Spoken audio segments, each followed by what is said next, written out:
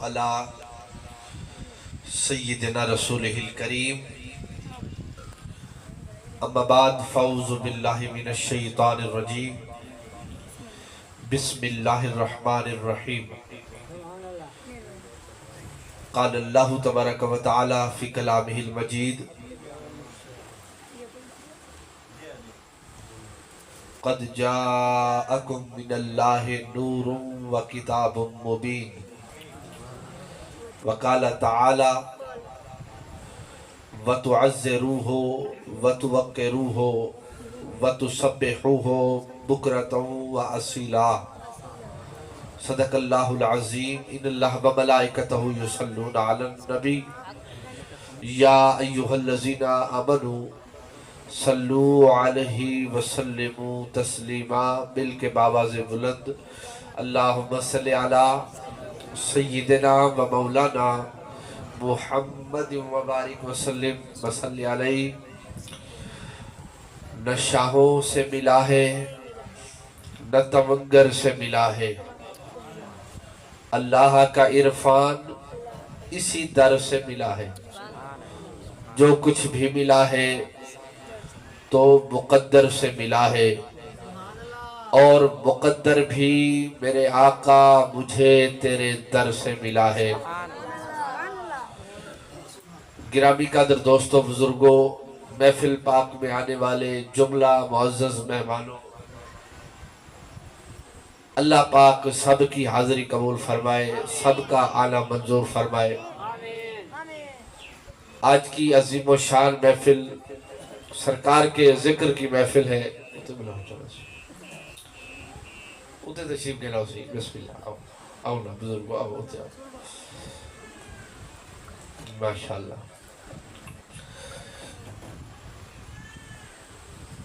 آقا کے میلاد پاک کی عظیم و شان محفل میں آنے والوں کی خیر محفل ذکر پاک میں انتظام کرنے والوں کی خیر بالخصوص صاحب دعوت قبلہ الحافظ استاد قاری غلام حسین صاحب ان کے صاحبزادہ جناب بھائی حسنین صاحب اور جتنے بھی دوست آئے ہیں اللہ سب کا آیا قبول منظور فرمائے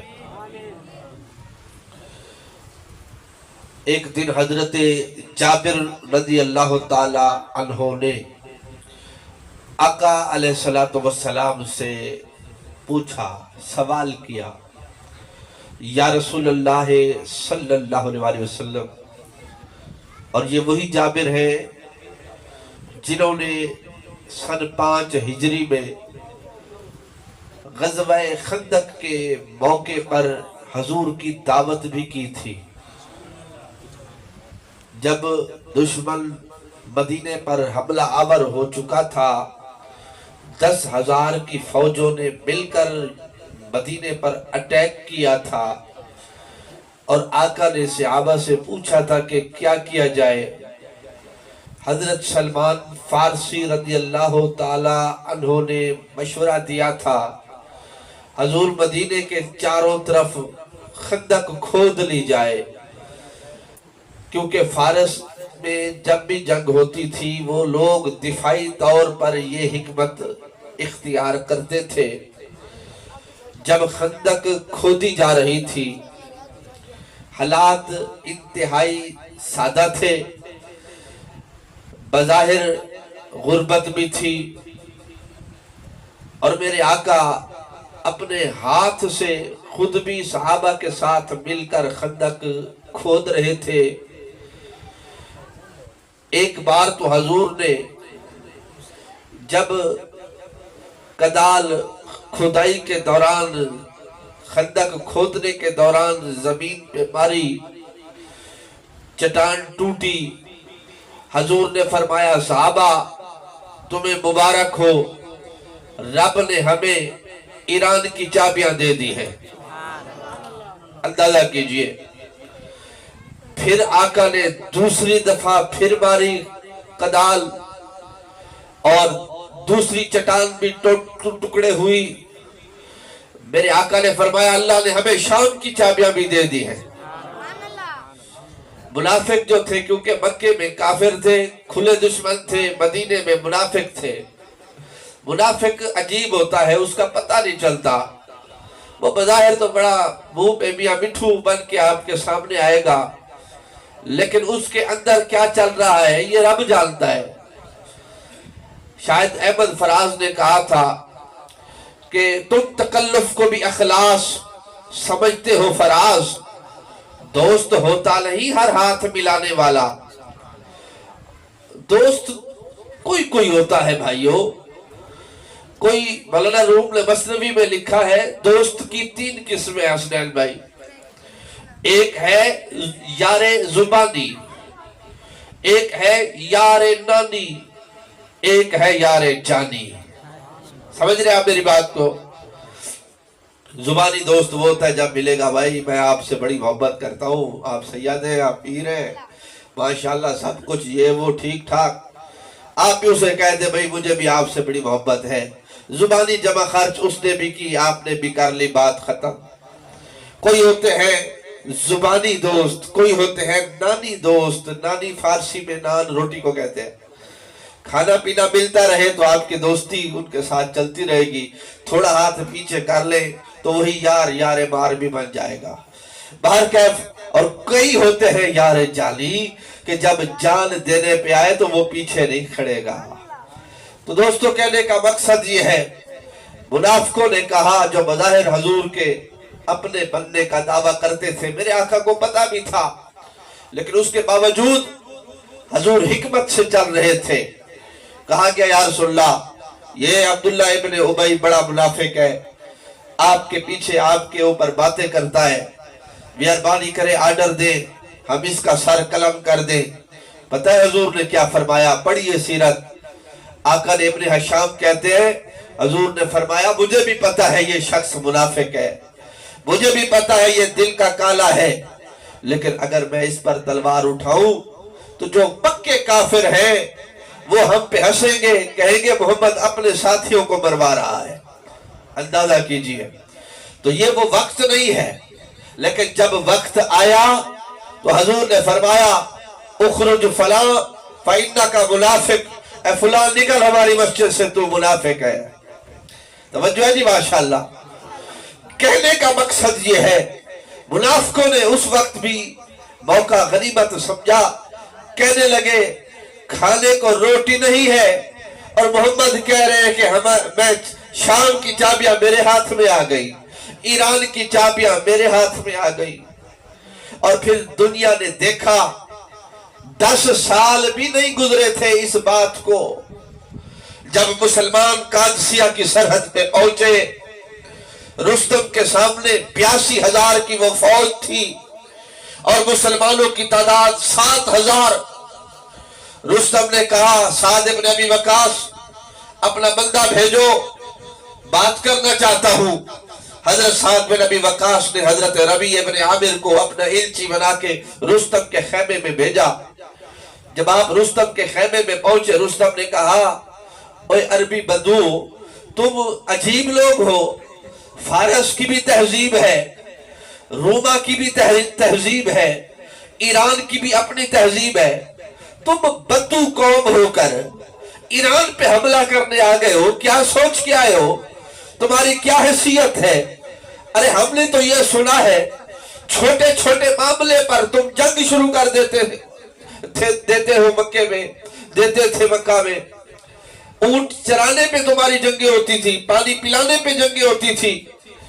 آپ جنگ بواس اٹھا کے پڑھ لیجئے، چھوٹے سے معاملے پر، اونٹ کو پانی پلانے کے معاملے پر یہ جنگ چھڑی اور 40 سال تک یہ جنگ چھڑی رہی۔ تو کہتا ہے کہ بدو ہو کے تم آ گئے ہو ایران فتح کرنے کے لیے۔ حضرت عامر بن ربیع نے آنکھیں بند کی اور تھوڑی دیر بعد آنکھیں کھولی، آنسو تھے، کہنے لگے اے رستم ایران تو ٹھیک کہہ رہا ہے، ہم بدو تھے، ہم جاہل تھے، گوار تھے، سب کچھ تھے، لیکن پھر ہمارے اندر ایک طاہر چشمہ ظاہر ہوا، مصطفیٰ ہمارے پاس تشریف لائے، آپ کے صدقے سے اللہ نے ہمیں ہدایت دی، ہمیں نور ایمان نصیب ہوا، اور آقا علیہ الصلوۃ والسلام ہمیں یہ پیغام دے کے اس دنیا سے بظاہر تشریف لے کے گئے ہیں کہ آقا نے فرمایا کہ دنیا کے لوگوں کو بادشاہوں کی غلامی سے نکال کر رب کی غلامی میں ڈال دینا، ہم تو ایران کو بادشاہوں کی غلامی سے نکال کر اللہ کی بندگی میں شامل کرنے کے لیے آئے ہیں۔ جب آپ نے یہ بات کی، رستم نے کہا مٹی کا ایک ٹوکرا بھروا کے ان کے سر پہ رکھا، کہا جاؤ ایران تو جب فتح ہوگا تم سے یہ مٹی کا ٹوکرا ہے، یہی لے کے پیچھے چلے جاؤ۔ حضرت عامر بن ربی واپس آئے، آ کر آپ نے حضرت سعد بن ابی وقاص کو فرمایا حضور مبارک ہو، دشمن نے اپنے ملک کی مٹی ہمارے حوالے خود ہی کر دی ہے۔ اندازہ کیجئے اصل میں، اور پھر الحمدللہ قادسیہ میں اسلام کو فتح ہوئی، 82,000 فوج 7,000 کے سامنے ڈھیر ہو گئی۔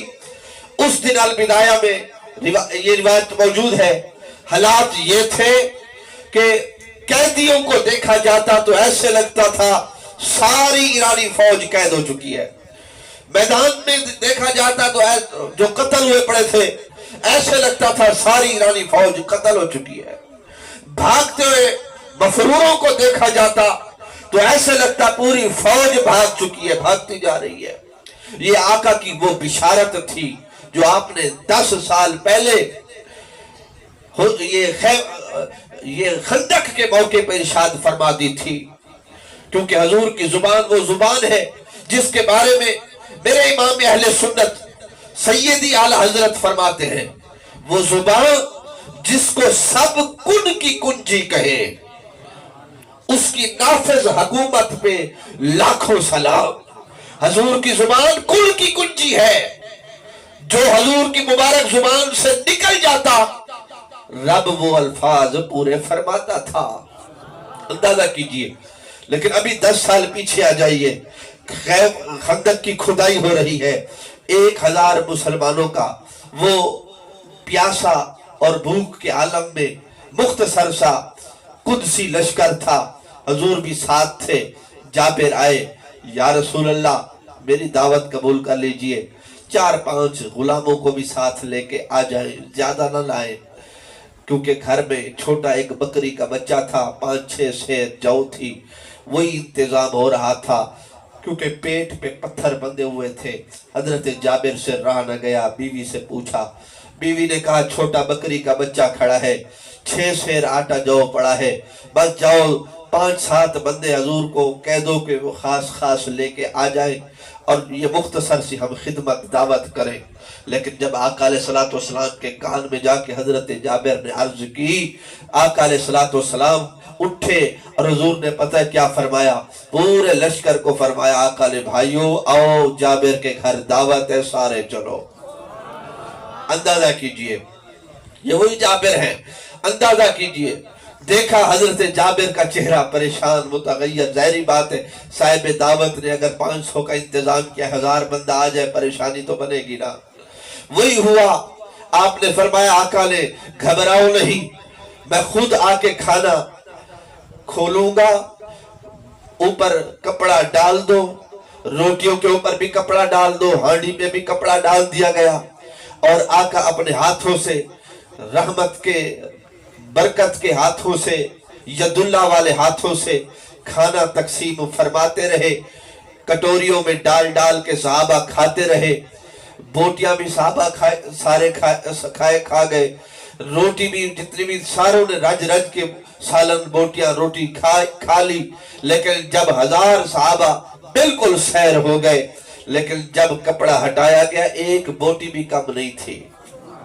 اندازہ کیجئے کیا ہے، میرے آقا کا معجزہ ہے۔ یہی جابر ہیں جنہوں نے اس موقع پہ دعوت کی۔ ایک دن حضور کے پاس آئے، آ کے عرض کرتے یا رسول اللہ آپ کی حقیقت کیا ہے؟ توجہ ہے، اب میلاد شروع ہو رہا ہے بھائی، تقریر تو اب شروع ہوگی۔ ماشاءاللہ ماشاءاللہ، یہ تو ایسے ہی ادھر ادھر میں چلا گیا، الحمدللہ مطالعے کی وجہ سے اللہ کا فضل ہے۔ تو کہنے کا مقصد یہ ہے، آقا علیہ السلام سے پوچھا یا رسول اللہ آپ کی حقیقت کیا ہے؟ حضور نے فرمایا یا جابرو ان اللہ تعالی خلق قبل الاشیاء نور نبی کا من نور ہی. اے جابر پوچھنا چاہتے ہو میں کب سے ہوں، میری ہسٹری کیا ہے، میری تاریخ کیا ہے؟ تو آؤ سنو، اللہ تعالیٰ نے اگر سب سے پہلے اپنے نور سے کسی کو بنایا ہے تو تیرے محمد کے نور کو بنایا ہے. سبحان اللہ.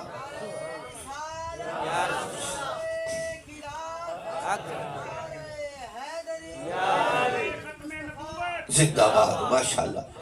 فرمایا کچھ بھی نہیں تھا، یا خدا تھا یا نور مصطفیٰ تھا.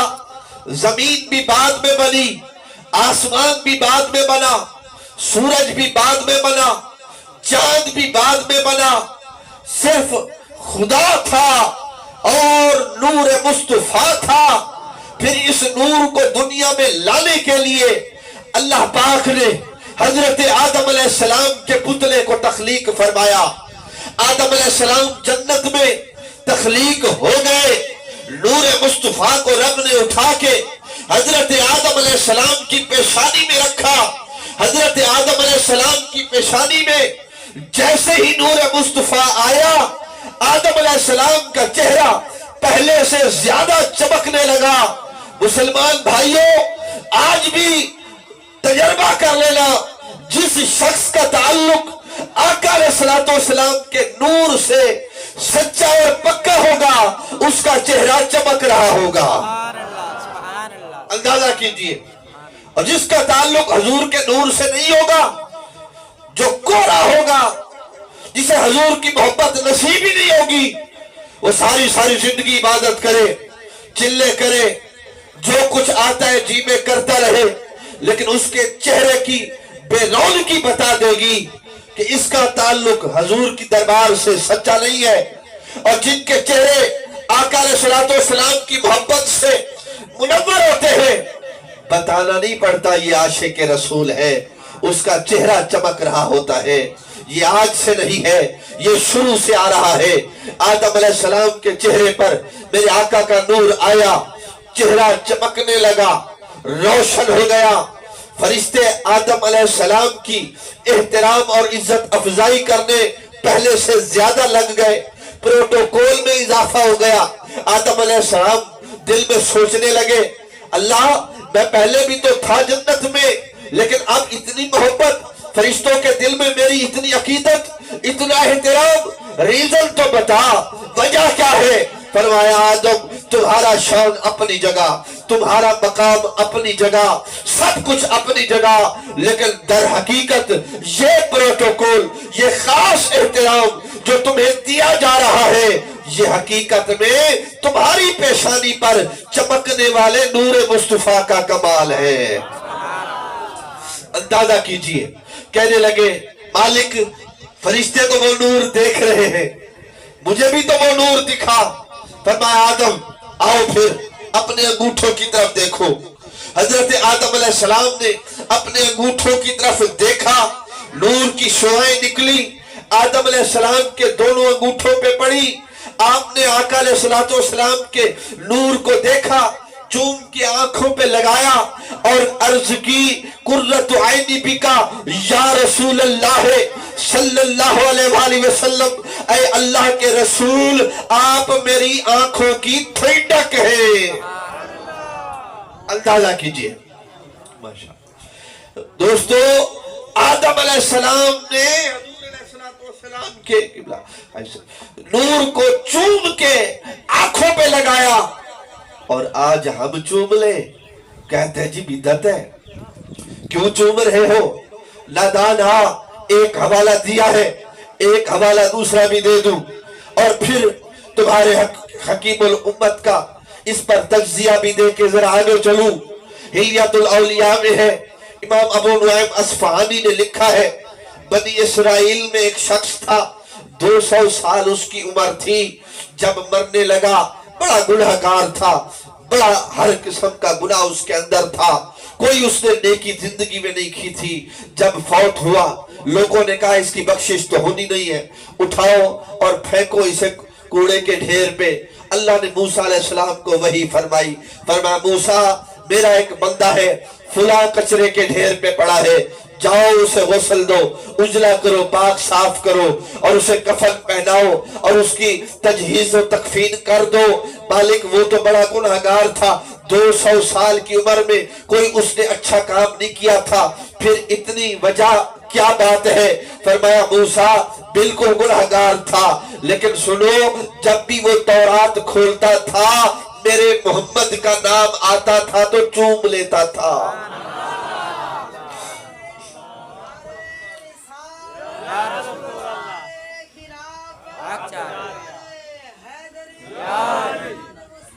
अंदाजा कीजिए माशाल्लाह हजूर के नाम को चूमने वालों, ये नाम बड़ा अजीम नाम है। किसी ने कहा कि मीठा है अजब सल्ले अला नाम मोहम्मद, है ये दिल की जिला आंखों की जिया नाम मोहम्मद। ये नाम किसी काम को बिगड़ने नहीं देता, बिगड़े भी तो लेता है बना नाम मोहम्मद सल्लल्लाहु अलैहि वसल्लम। अंदाजा कीजिए हकीमुल उम्मत देवबंद ने जब ये रिवायात देखी होगी, ज़ाहिरी बात है, तो उन्होंने कहा कि भाई हजूर का नाम चूमने से सवाब तो नहीं मिलता, लेकिन चूम लिया करो, कभी आंखें खराब नहीं होंगी। चलो अंदाजा कीजिए, फिर भी कौम नहीं चूमती, उनकी मर्जी है। बार कैफ हम सवाब समझ के चूमते हैं हजूर के नाम को। यार तुम इलाज समझ के ही चूम लिया करो। चलो नहीं चूमते, मुस्तहब है, हम फर्ज के दर्जा नहीं है, मुस्तहब है। चूम लोगे तो सवाब मिलेगा हजूर का नाम, नहीं चूमोगे तो एक सवाब से महरूमी जरूर है। बाहर कैफ ये महरूमी ऐसे नहीं है, ये नसीब वालों को ये अजर मिलते हैं, ये इनाम मिलते हैं, ये अल्लाह का फजल है। हजूर की मोहब्बत भी नसीब वालों को मिलती है। आका की मोहब्बत के मुख्तलिफ अंदाज जो आज हम इख्तियार करते हैं, ये भी नसीब वालों के नसीब में होते हैं, क्योंकि रब ने फरमाया है ज़ालिका फज़लुल्लाह यूतीही मन यशा, ये अल्लाह का फजल है, जिस पर हो जाए। मिलाद भी नसीब वाले करते हैं, आका के जश्न भी नसीब वाले बनाते हैं, क्योंकि अल्लाह ने कैद लगाई है। फरमाया लक़द मन्नल्लाहु अलल मुमिनीन इज़ बअस फ़ीहिम रसूला, रब फरमाता है मैंने एहसान किया है ईमान वालों पर कि उनमें अपना रसूल भेजा है। तवज्जो कीजिए माशाल्लाह माशाल्लाह। भाई मेरा नाक बंद है, नाक बंद है, कान बंद नहीं है। मुझे पता लग रहा है कौन खामोश बैठा है, मोहब्बत से बैठी है। पूरा महीना चलना है, इंशाल्लाह मैं भी अपनी ट्यूनिंग वगैरह करवा लूंगा, लेकिन अल्हम्दुलिल्लाह आप मोहब्बत से सुनने वाले बने, मैं पढ़ सकता हूँ अल्हम्दुलिल्लाह। और अभी तो हजरत आदम अलैहिस्सलाम की पेशानी में मेरे आका का नूर आया है। अभी तो बड़ा सफर है, आप मोहब्बत से बैठेंगे तो बात बनेगी। माशाल्लाह माशाल्लाह।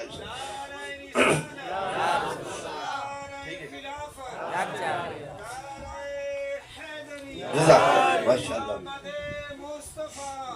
जिंदाबाद माशाल्लाह। अंदाजा कीजिए दोस्तों, आदम अलैहिस्सलाम ने हजूर के नूर को देखा, सर झुका लिया और कहने लगे जाहिर में मेरी नस्ल, हकीकत में मेरी असल। समझो कीजिए, एक होती है नस्ल, नस्ल औलाद को कहते हैं। किबला आप साहब आप बैठे भाई, हसनैन साहब ये इनकी औलाद है, ये नस्ल है। हसनैन साहब नस्ल है अपने बाबा की, और इनके बाबा इनकी असल है। समझो, समझ गए हो ना? वालिद ऊपर चले जाए, बाप दादा परदादा ये असल, नीचे चले आए नस्ल। आदम अलैहिस्सलाम ने भी यही कहा जाहिर में मेरी नस्ल है तो मेरी नस्ल से बाबा आदम जो हूँ, लेकिन हकीकत में मेरी असल। अंदाजा करो, आंख वाला तेरे जोबन का तमाशा देखे, आला हजरत ने फरमाया था। पता है ना, ये नहीं कहा भाई है भाई नबी बनेगा तो मैं भी नबी हूं, एक जैसे हो गए। जिस तरह आज कहा गया बाज हलकों की तरफ से, नादानों की तरफ से, जिन्हें सही तारुफ नहीं था वो किताबों में लिख गए, और ये इबारतें आज उनके गले का फंदा बन चुकी है, जो कह गए कि नबी हमारे जैसा है। गांव के चेयरमैन जितनी इज्जत कर लो तो बहुत बड़ी बात हो जाएगी, ज्यादा कोशिश ना करो, ज्यादा मोहब्बत ना करो, मिलाद ना करो कि शिरक हो जाएगा। नादान हम मिलाद मनाकर ये पैगाम देते हैं, शिरक की जड़ तोड़ता है ये हुजूर का मिलाद, क्योंकि दुनिया को पता लगता है जिसका मिलाद होता है वो पैदा होता है, और जो पैदा हो वो खुदा नहीं होता। हम हुजूर को खुदा नहीं कहते, मिलाद मना के बताते हैं कि 22 अप्रैल थी, रबीउल अव्वल का महीना था, पीर की रात थी, और 14वीं का चांद इस दुनिया में आया, हुजूर की विलादत हुई, आका की आमद हुई, और आमद ये बता रही है, पैदाइश ये बता रही है कि आप खुदा नहीं है, आप अल्लाह के शरीक नहीं है, लेकिन इशार ये बताता है कि शरीक नहीं है मगर हबीब है। अंदाजा कीजिए दोस्तों, अल्लाह पर अंदाजा कीजिए, हजरत आदम अलैहिस्सलाम ने कहा जाहिर में मेरी नस्ल, हकीकत में मेरी असल, ये सदा उनकी याद में अबूल बशर की है। अबूल बशर आदम अलैहिस्सलाम की ये सदा है कि अल्हम्दुलिल्लाह हकीकत में मेरी असल है। और फिर जब आदम अलैहिस्सलाम को भी औखी पड़ी, मुश्किल पड़ी, अल हाकिम ने मुस्तदरक में लिखा है 300 साल तक आदम अलैहिस्सलाम दुआ करते रहे, मालिक वो जो गंदुम का दाना खाया था अब वो माफ हो जानी चाहिए, करम फरमा दे। वो खता का लफ्ज इस्तेमाल करना खिलाफ अदब है, लेकिन ये अल्लाह की हिकमत थी। आदम अलैहिस्सलाम ने वो गंदुम का दाना खाना था, जमीन पे आना था।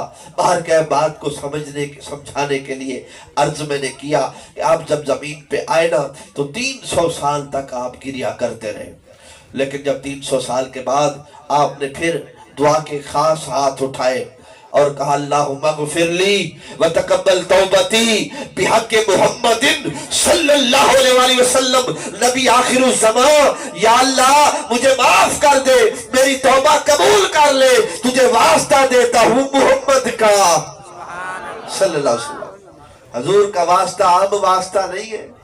आज ये महफिल इसलिए है कि अल्हम्दुलिल्लाह हुजूर का वास्ता, हुजूर का वसीला हमें भी कब्र में काम आएगा और बरकत भी होगी अल्हम्दुलिल्लाह। बात क्या दोस्तों, मैं अर्ज ये कर रहा हूँ, अल्लाह ने फरमाया आदम वसीला बड़ा तकड़ा आ गया है, बताओ मोहम्मद को कैसे जानते हो सल्लल्लाहु अलैहि वसल्लम। अर्ज किया अल्लाह जब तूने मुझे बनाया था और मैंने आंख खोली थी, मैंने देखा था जन्नत के हर दरख्त के पत्ते पर, जन्नत के हर सतून दरवाजे पर, जन्नत के हर पिल्लर पर ये लिखा हुआ था ला इलाहा इल्लल्लाह मुहम्मदुर रसूलुल्लाह सल्लल्लाहु अलैहि वसल्लम। अंदाजा तो कीजिए, एक शख्स हजरत अली के पास आया, आके कहने लगा अली आप कहते हैं रब ने सारी कायनात अपने महबूब की खातिर बनाई है, तो मोहम्मद रसूलुल्लाह को बैक फुट पे क्यों रखा, फ्रंट फुट पे खुद क्यों आया? पहले है ला इलाहा इल्लल्लाह, फिर है मोहम्मद रसूलुल्लाह। चाहिए तो ये था इसका रिवर्स होता, पहले होता मोहम्मद रसूलुल्लाह, फिर होता ला इलाहा इल्लल्लाह। एक तरफ आप कहते हैं कि अल्लाह की, ये अल्लाह पाक फरमाता है लौला का लमा अज़हरतु रबूबिया, मोहम्मद अगर आप न होते मैं अपने रब होने को जाहिर न करता। इतनी मोहब्बत, लेकिन जब कलमे की बारी आई हुजूर का नाम बाद में है, अल्लाह का नाम पहले क्यों? हजरत अली ने फरमाया ए मुनाफिक, तुझे पता ही नहीं हुजूर का शान रब ने कितना बुलंद रखा है। वो चाहता है कि जो भी जुबान जिक्र मुस्तफा करे पहले ला इलाहा इल्लल्लाह कहे, ताकि रब का नाम जुबान पे आ जाए, जुबान पाक हो जाए, फिर मोहम्मद रसूलुल्लाह कहने के काबिल हो जाए।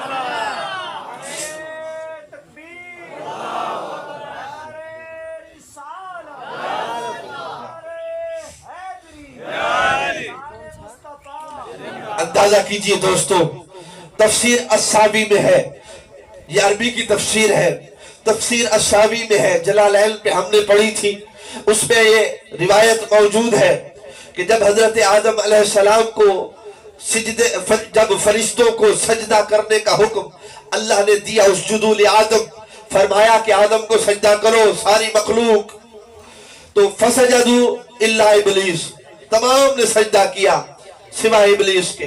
तवज्जो कीजिए, इसके हाशिए पे उन्होंने लिखा है وہ سجدہ بھی دراصل آدم علیہ السلام کی پیشانی میں حضور کے نور کو ہو رہا تھا. اندازہ کیجئے. اور پھر جو جھک گئے نور مصطفیٰ کے آگے، جنہوں نے فوراً سجدہ کیا، وہ جبریل بنے، وہ میکائیل بنے، وہ اسرائیل بنے، وہ اسرافیل بنے. اور جو اکڑ گیا، چپے چپے میں عبادت کی تھی شیطان نے. کوئی ایسی جگہ نہیں تھی جس اس کے سجدوں کو اگر بچھا دیا جائے روح زمین فل ہو جائے گی. لیکن تکبر میں آ کے برباد ہو گیا. تکبر عزازیل راخار کرد، بزندان لعنت گرفتار کرد. بھائیو، تکبر بڑی بری چیز ہے. تکبر سے کچھ حاصل نہیں ہوتا. بندے کو جھک کے رہنا چاہیے، ڈر کے رہنا چاہیے. ایک زمیندار تھا، تاجر تھا. حضرت بہلول درخت کے نیچے بیٹھے تھے اور ان کے پاس سے گزرا. مثنوی شریف میں مولانا روم نے یہ روایت لکھی ہے. اس نے دیکھا بزرگ بیٹھے، فقیر اللہ والے بیٹھے، حضرت بہلول. تو یہ بظاہر مجنون بن کے انہوں نے زندگی گزاری ہے. اصل میں یہ مجنون نہیں تھے. مجنون غنہ کر رہا ہوں، مجنون کہتے بھولا کملا. لیکن آپ اس طرح اصل میں نہیں تھے. آپ نے یہ اختیار رنگ اس لیے اپنے اوپر کیا تھا کہ عباسی بادشاہ ہارون الرشید چاہتا تھا کہ آپ چیف جسٹس بنے، قاضی القضا کا عہدہ اختیار کریں اور فیصلے دیں. آپ ڈرتے تھے اگر میں چیف جسٹس بن گیا، کوئی فیصلہ اوپر نیچے ہو گیا تو میں کیا جواب دوں گا. تو پھر آپ نے اختیار کیا اپنے اوپر یہ فقیری رنگ. آپ نے تاکہ بادشاہ کو پتہ لگے کہ یہ فقیری رنگ میں ہے، یہ کیا فیصلے کریں گے. لیکن آپ اسی ساری زندگی فقیری رنگ میں آپ نے گزاری. کبھی مکان بھی آپ نے نہ بنوایا. علامہ اقبال فرماتے ہیں نا کہ پرندوں کی دنیا کا درویش ہوں میں، کہ شاہی بناتا نہیں آشیانہ. توجہ کیجئے، یہ فقیروں کا کوئی آشیانہ نہیں ہوتا. اقبال کہتا ہے نہیں تیرا نشے من کسر سلطانی کے گنبد پر، تو شاہی ہے بسیرا کر پہاڑوں کی چٹانوں پر. یہ جج بن کے فیصلے دینا یہ کوئی معمولی معاملہ نہیں ہوتا. آپ نے دیکھا پچھلے مہینوں میں جو فیصلے اوپر نیچے ہو رہے تھے جسٹس فیض عیسیٰ صاحب سے، اور پھر یہ تو حضور کے غلام اٹھے اور اسے پتہ لگا کہ پاکستان میں ختم نبوت کے مجاہد آج بھی زندہ ہے. تو اسے فیصلہ بدلانا پڑ گیا، وہ شکے ختم کرنی پڑ گئی. تو اندازہ کیجئے، کوشش تو بڑی کیا یاروں نے کہ قادیانیوں کو رستے دیے جائیں، انہیں اپنی اس ارتداد کی لہر کو پھیلانے کے موقع دیے جائیں. صرف کافر نہیں ہے قادیانی، مرتد ہے. مرتد وہ ہوتا ہے جو پہلے مسلمان ہو اور پھر جائے. یہ مرزا قادیانی جو اٹھا تھا، اس کے سارے لوگ جو خراب ہوئے یہ مسلمانوں میں سے ہی تھے. اور اس مرزائی نے کھڑا ہو کے انگریز کے کہنے پر مسلمانوں کو آپس میں لڑا دیا. انگریز کا ایک اصول تھا، ڈیوائیڈ اینڈ رول. لوگوں کو لڑاؤ اور خود شاہی کرو. توجہ کیجئے، آج بھی اکثر گھروں میں دیکھا جاتا ہے بعض لوگ آپس میں بہن بھائیوں کو لڑوا کے خود بادشاہ بن پھرتے ہوتے. اس کے بھی پوچھ لو تو وہ اس کے بھی ہمدرد ہوں گے، اس کے بھی ہمدرد ہوں گے. اصل میں لڑانے والے بھی وہی ہوتے ہیں. توجہ کیجئے. تو اس نے مسلمانوں کو لڑانے کے لیے ختم نبوت پہ حملہ کروایا قادیانی کے ذریعے سے. اور پھر مسلمان الحمدللہ غیرت مند مسلمان اس دور میں بھی کھڑے ہوئے اور تاجدار گولڑا اعلیٰ حضرت سید پیر مہر علی شاہ گیلانی رحمت اللہ تعالی علیہ کی چھتری اور آپ کی قیادت کے نیچے پورے مسلمان کھڑے ہو گئے. اور اس قادیانی دجال کو جرت نہ ہوئی آ کے مقابلہ کرنے کی. شکست فاش ہو گئی. اور 7 ستمبر کل آ رہی ہے، 7 ستمبر 1974 کو پھر پاکستان کی قومی اسمبلی میں قائد ملت اسلامیہ حضرت علامہ شاہ احمد نورانی رحمت اللہ تعالی علیہ کی قیادت میں یہ اصول اور قانون اور آئین بنا دیا گیا کہ مرزائی غیر مسلم اقلیت ہے۔ آج یہ بدبخت اپنے آپ کو غیر مسلم کہے تو جو اقلیتوں کے حقوق ہوتے ہیں وہ حاصل کریں، لیکن رولا اور جھگڑا اس بات کا ہے کہ یہ اپنے آپ کو غیر مسلم نہیں کہتے۔ مسلمانوں کے اندر رہ کے اسلام کی حدوں کو توڑنے والے ہیں۔ آج عام سی یہ میں نے گھڑی جو پہنی ہوئی ہے، یہ جس برانڈ کی ہے فرض کیجئے، اس کا نام دوسری گھڑی کی کمپنی استعمال کرے تو یہ ان پر کیس کر دیں گے کہ انہوں نے ہمارا نام چرایا ہے۔ مرزائی اسلام کا نام چرا رہے ہیں۔ قرآن ہمارا ہے، یہ اسی قرآن کو اٹھا کے اس میں تحریف کر کے ترجمے بدلا کے قادیانی کا نام اندر شامل کر کے اتنے بڑے دین کو نقصان دینے والے ظالم کھڑے ہو رہے ہیں۔ تو ایسے لوگوں کو ہمیں ذرا غور سے ڈیل کرنا چاہیے کہ جن کا پتہ ہی نہیں چلتا۔ سکھ آ رہا ہو تو پتہ لگتا ہے وہ سکھ ہے، اس کی پٹکے سے پتہ لگ جائے گا سکھ آ رہا ہے۔ عیسائی آ رہا ہو تو سلیب اس کے گلے میں ہوگی، وہ بھی کہے گا میں عیسائی ہوں۔ لیکن یہ ایسے ملعون ہیں جو اپنے آپ کو ظاہر بھی نہیں کرتے، خاموشی کے ساتھ اپنا یہ زہر جو ہے پھیلانے کی کوشش کرتے ہیں۔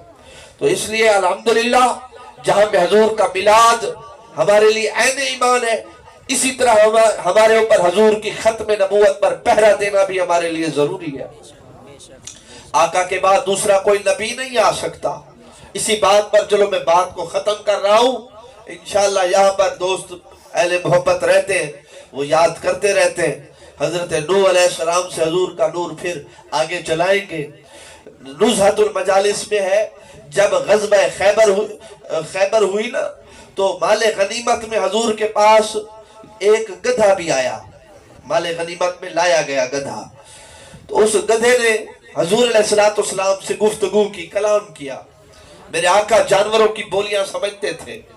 حضور میں اس گدھوں کی اس نسل میں سے ہوں جس نسل میں 60 گدھے ایسے آئے جن پر نبیوں نے سواری کی ہے، اور اس نسل کا میں آخری دانا بچا بدائی میں سمجھ گیا۔ ٹھیک ہے نا جی، ماشاء اپنی بولی بھی ہوڑی چاہیے۔ تو کیا آدھے میں اون نسل جو آخریاں جری نسل نبیاں سواری کیتی آئی، تے تساں نبیاں وچوں چھیکڑی نبی میں کھوتے کوئی پتہ ہے حضور آخری نبی ہے۔ توجہ ہے ماشاءاللہ۔ کہتا ہے کہ حضور میں آپ سے پہلے ایک یہودی کے پاس تھا، میں اسے اپنے کمر پہ چڑھنے نہیں دیتا تھا، اور میں چاہتا تھا مجھے بھی اعزاز مل جائے کہ اس نسل میں آخری ہوں، چلو بچہ ہوا آخری ہوں، اور حضور آخری نبی بھی اس دنیا میں موجود ہے، تو اللہ سنجوگ بنائے حضور میرے اوپر سوار ہو۔ حضور نے فرمایا تمہارا نام کیا ہے؟ کہنے لگا میرا نام ہے یزید ابن شہاب۔ حضور نے فرمایا آج کے بعد تمہارا نام ہے یافور۔ اور تھا پہنچ گئے ماشاءاللہ، حضور نے سواری دانا یافور، ماشاءاللہ مہربانی سے آقا نے ان کو پسند کیتا، قبول فرمایا۔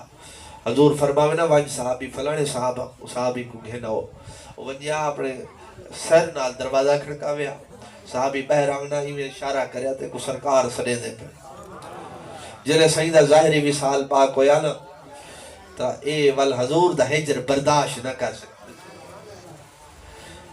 ایک کھو دے ویچ وان کے ٹپ مارتے اپنی زندگی ختم کر دی تو، اور وہ کھو ان دی قبر بڑھ گیا۔